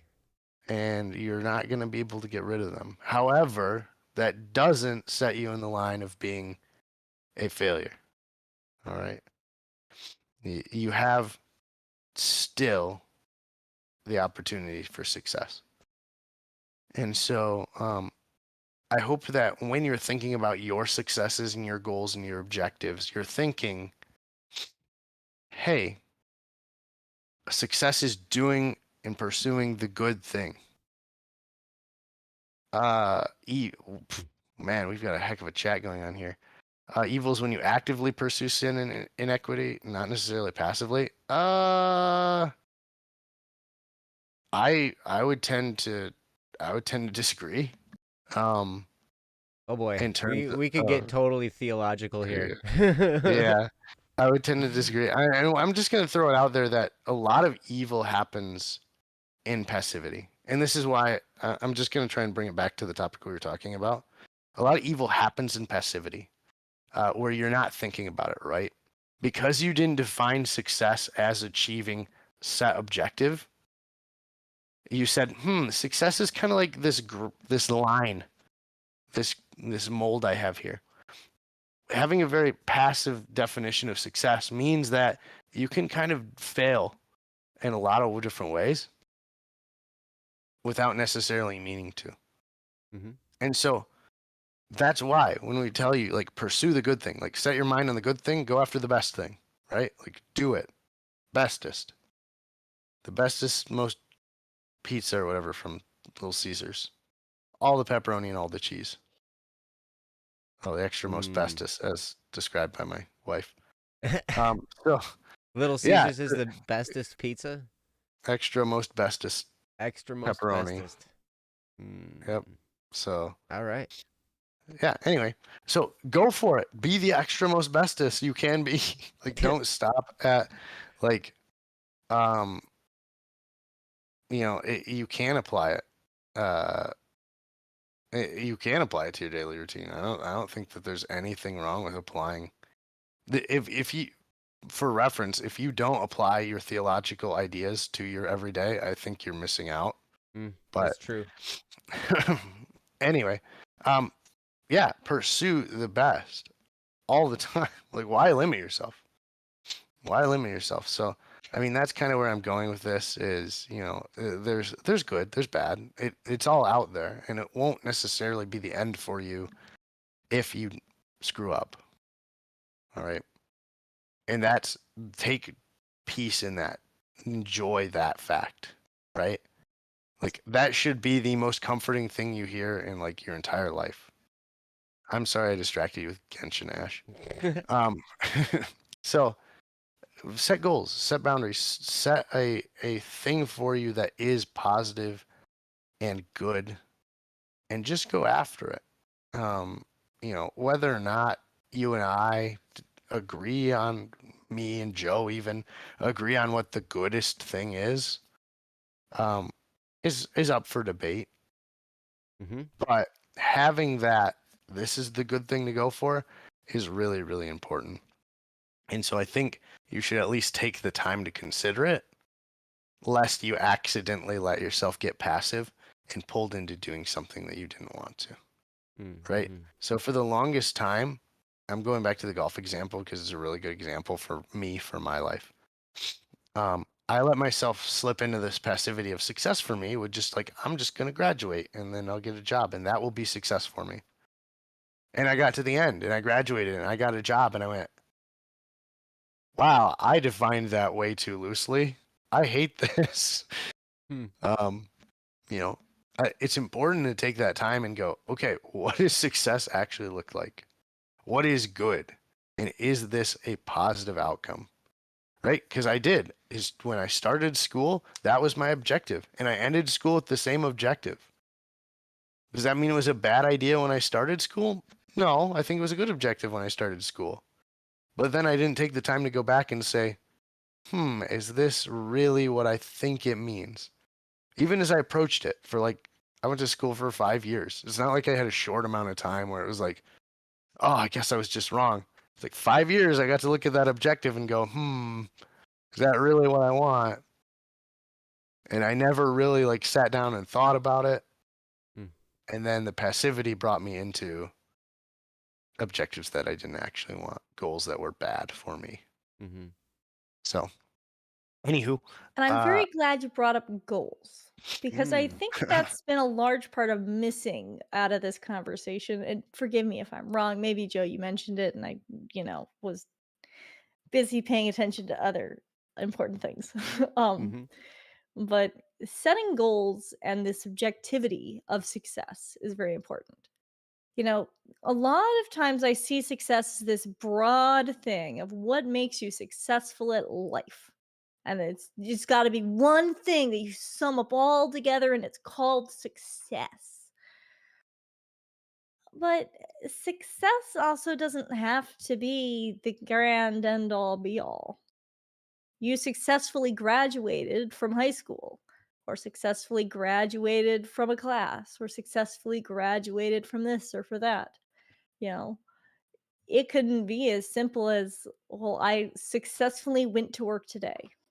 That is a goal that I set, and I reached said goal at the expectations that I set in said goal. I have succeeded.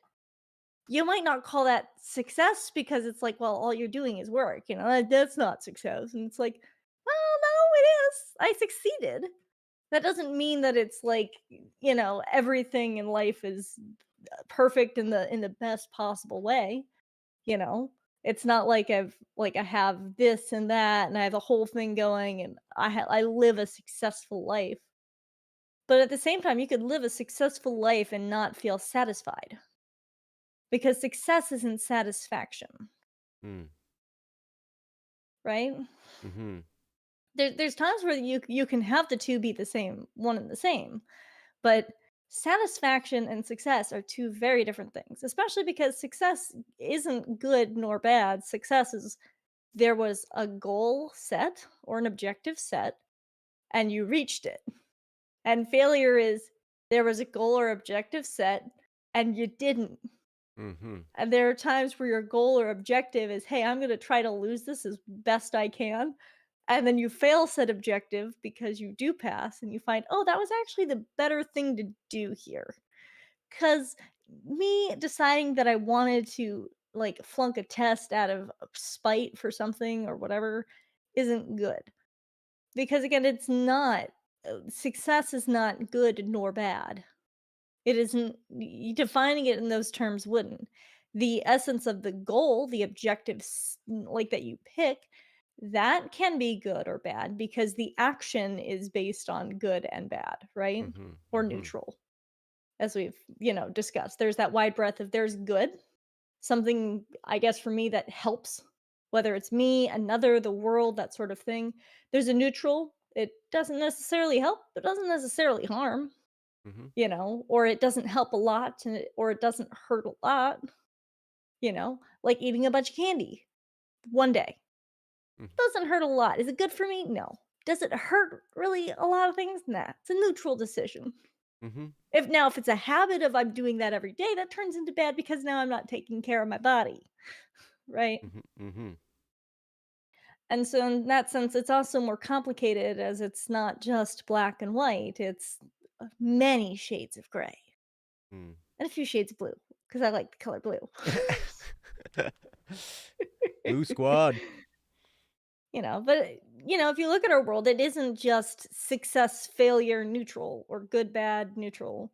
We don't live in a grayscale world. We live in a world full of color, where there's different aspects that have good and bad to them, different aspects that have, neutral in different ways, contrasting things that are all based on just your perspective and my perspective being two different perspectives.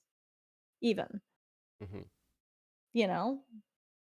What looks like good can also be warped too, whether it's good and you think it's not, or it's not and you think it is, you know. There's many ways for this to be twisted out of that, right? Into what's good, what's a positive. Well, I mean, depends on what side of the line you're on. If you're on the left side and, the left side's like the right side's the bad side, and you're on the right side, then the left side's the bad guy, it's simply a matter of which side of the line you're on. And then if you're on the line, you're like, "Man, both sides are bad because I'm stuck on the line." The front line. Mhm.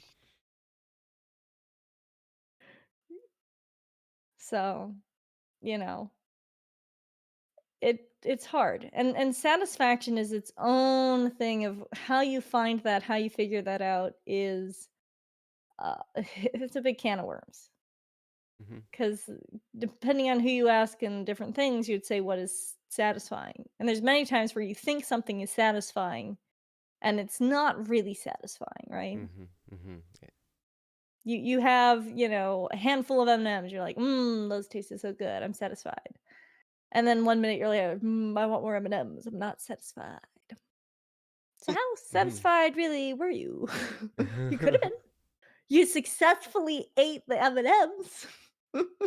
But where's the satisfaction? Is it there? Is it not? How long does it last? Mhm. You know? And it doesn't even have to be that you can't enjoy it, and for it not to be satisfying. For me at my previous workplace, I loved working there. It was an incredible experience and I'm so grateful I went through it. But what I came to find out through it was, okay, well, I have a really great job. I have really nice people around me, but I'm not satisfied. This doesn't satisfy it. It's a good job. It pays me, it helps other people with research, all that sorts of good stuff. I help others, I'm kind, I bring, a bubbly thing. Other people bring their attitudes too, and most of the time those are really good attitudes. But it didn't necessarily satisfy what I wanted to have completely for my life. I didn't necessarily talk to a ton of people outside of work or have, work friends or that sort of thing, right? So, in that sense, I would say that it was successful, but that doesn't mean I was satisfied. And I could say it was good, even, and say I wasn't satisfied. I could say at times it wasn't good. Mm. It still Mhm. wasn't satisfied. Mhm. you know? So, in that sense, I at least would have a really hard time with having satisfying being tied with success. Because they're together, they can sometimes be success, but they aren't always the same thing. Well, Mhm. no, they're not the same thing. They can go together, but they aren't the same thing. They're not Mhm. the same word. They don't have the same meaning. Mhm. I would agree with that for sure. Because someone could be satisfied with, whatever time they get as a personal best, or someone could be unsatisfied with whatever time they get because they are relying on somebody else who's judging them and telling them a score. Mhm. But that's a matter of perspective of, well, part perspective and partly goals. What did you want to achieve? What was your objective, your goal? And then you could go into the whole philosophy of, did what you want to achieve, was that the right thing? Was that a good thing? And right and good are not the same either. Mm. Justice and good are also two separate things, Mhm. I think. Or at least, They yeah, can be. They they have can be. different definitions for sure. Yes, they do. Yes. For a second, I was trying to think of an example of it, and then my mind was like, right, there's a justice, for instance, where the rules are this, but that doesn't mean that it's actually good to do said thing, Mhm. right? Yeah, Like if a right, rule is to good, hurt somebody, just. like, hey, you didn't do this, you didn't follow this rule, you didn't follow that rule, therefore I have to hurt you. That's justice. That's how the rules work. Mhm. That doesn't mean that's good. It's not good to hurt someone. Mhm. That doesn't, and it doesn't matter whether they've hurt somebody else. For as hard as that can be a lot of times. because there's a lot of times in our society and culture where somebody else hurt somebody in some particular way, and it is just absolutely unforgivable, is what people say. Mm.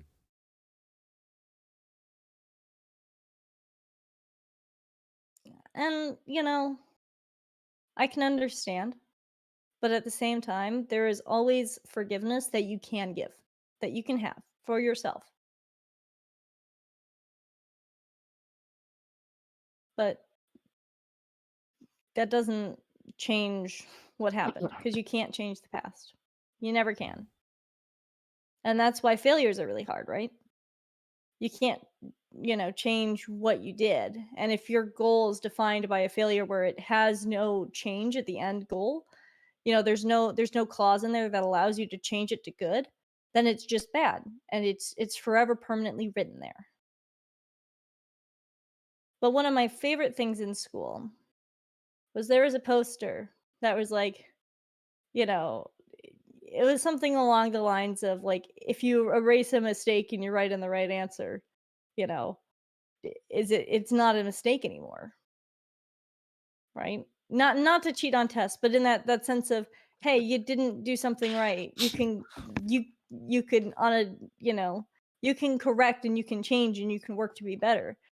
And then at the end, how you've grown, does that mistake have to permanently stay a mistake or a failure? Mm.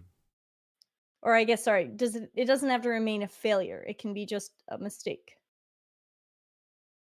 Because again, you did the action and you can't change that you did the action, but you could change what you do for the future.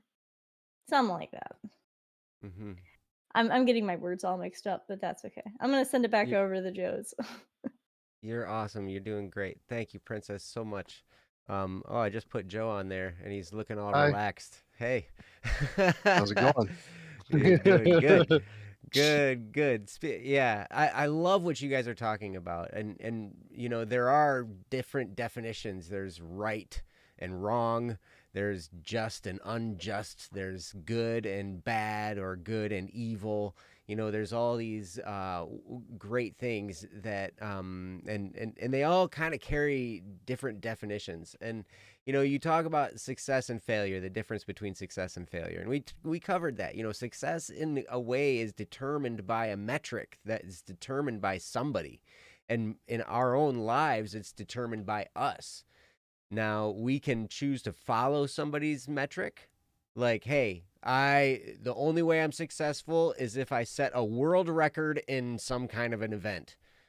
And unless I do that, it's a failure. Well, that's a metric that's been put out there by that, particular entity, that sport, that activity, whatever.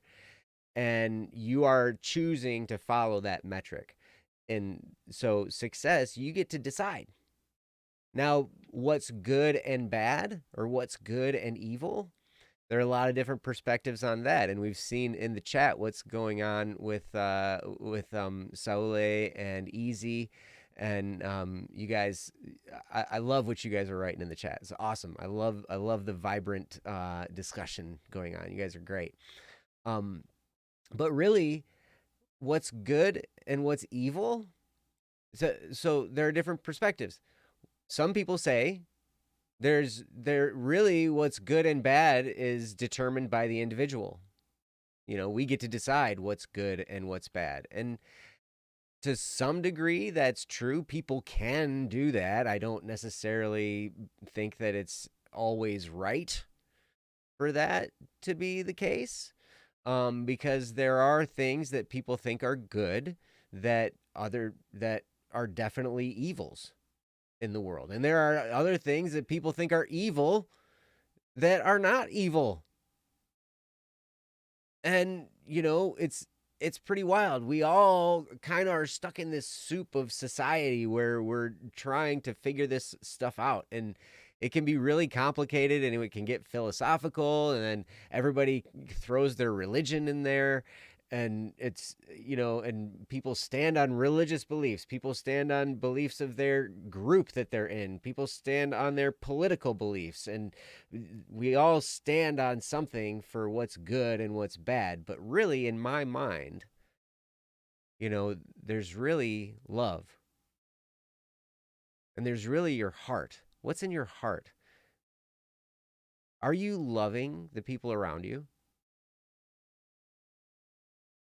And really seek that out.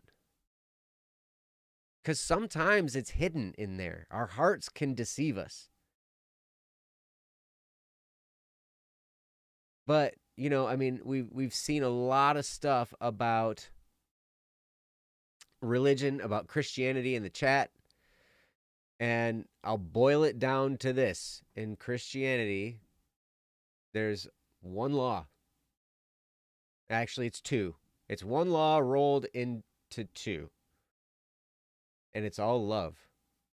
To love God and to love your neighbor. That's it. And in my mind, what's good is what's loving for other people. What are we doing that's loving for the people around us? How are we acting that's loving? And here's the thing. Sometimes when we do something that's loving, it's painful. I was over at Ryan's brother's house today. We were working on, I talked about it earlier in the show. We were working on building Ryan a place to live. And Ryan's brother Kyle has 6 kids, almost 7. Number 7's on the way. And here's the thing. Those kids will do things that are wrong. They will do things to hurt other people. And the loving thing to do with that kid is not to validate the thing that they did that hurt another person, but it is to discipline them. Now, does the kid enjoy being disciplined? No. But they somehow have to learn that it's not right to do that. I've got friends that are teachers. I've got many friends that are teachers, actually. Some that are in school to become teachers and that work with kids. And sometimes we have to set an example that a kid isn't necessarily going to align themselves with, or might be confused by, or might be frightened by. And it's going to cause some degree of pain in that child. But it's still a loving thing to do, because what we're doing is we're setting a foundation for that child to act appropriately around other people and to also treat other people well and to love them. Right? So sometimes the good thing to do hurts. Sometimes the right thing to do hurts even more. And sometimes the right thing to do doesn't have any good outcome whatsoever, except for the fact that it was right. Because there was so much else wrong going on, and so that situation needed to stop. There are times like that as well, when the right thing to do is going to hurt a lot of people, but because it was right, because it fixed a situation, it was still good. So we won't avoid pain. We won't avoid struggle. In a book that I was reading, the guy talked about, we all talk about success. We talk about how we want to have success. We want to, we want to achieve this great thing, and it's going to be awesome. And, we think we get so romantic about our success. But each success comes with it struggle and pain and discomfort and hardship and sacrifice and all these things that hurt and they don't feel good. And so when we're picking what we want to succeed at, sometimes it's good to look at, are we willing to deal with the pain that comes with this? Are we willing to deal with the struggles? Are we willing to deal with the trappings? Are we willing to deal with all that stuff, right?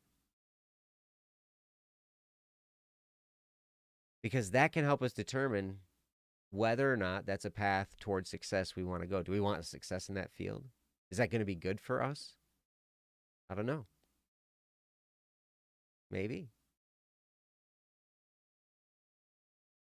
But what it boils down to, I think, in my mind, is love. Are we doing what is loving to other people? And sometimes love is at a distance. Sometimes love is close.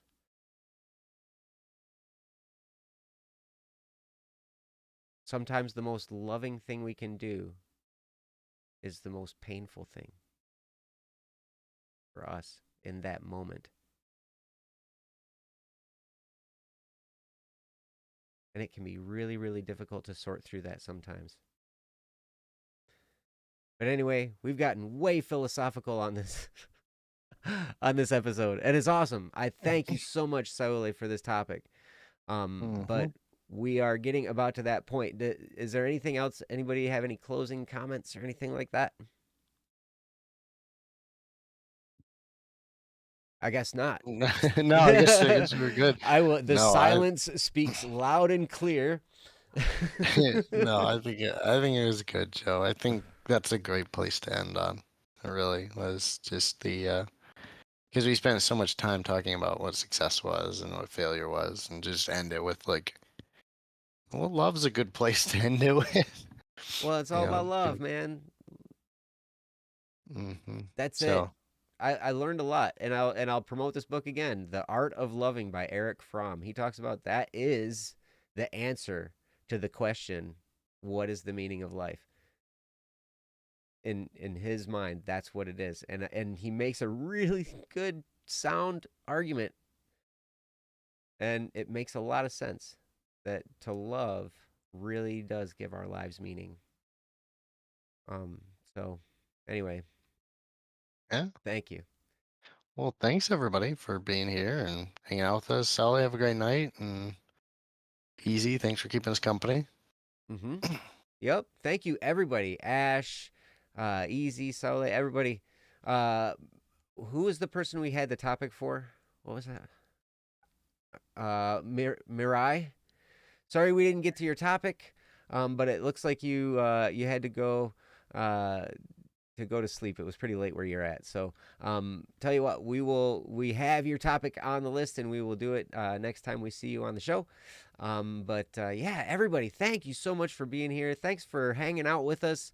We love you guys, and we will be back here next Wednesday for Don't Worry Wednesday. If you have a topic you would like us to cover, you can go to don'tworrywednesday.com, click the Submit a Topic button, and we would be happy to do your topic as soon as possible. Oh, Mariah, you're still here. Yeah, sorry we didn't get to your topic. But yes, next time if you're here, we will be sure to put it at the top of the list. And thank you. Thank you all for your support. We could not do this show without you. And again, don'tworrywednesday.com if you want to submit a topic. And we will see you next Wednesday on Don't Worry Wednesday. Until then, we love you and enjoy your lives. We'll talk to you next time. Bye. Bye-bye.